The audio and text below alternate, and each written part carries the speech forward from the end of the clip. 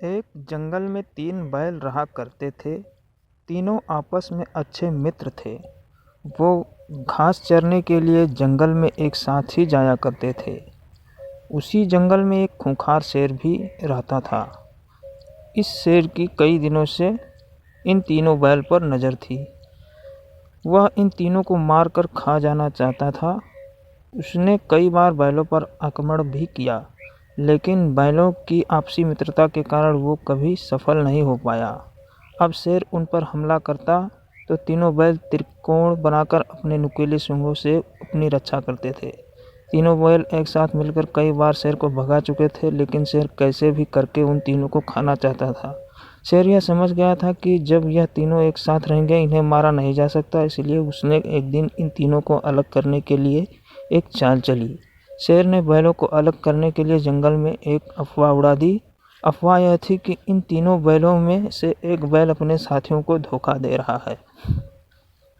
बस फिर क्या था, बैलों के बीच इस बात को लेकर शक बैठ गया कि आखिर वह कौन है जो हमें धोखा दे रहा है। एक दिन इसी बात को लेकर तीनों बैलों में झगड़ा हो गया। शेर ने जो सोचा था वो हो गया था। अब तीनों बैल अलग अलग रहने लगे थे।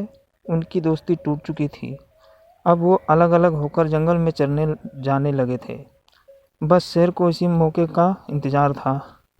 शेर ने एक दिन उन तीनों बैलों में से एक पर हमला बोल दिया।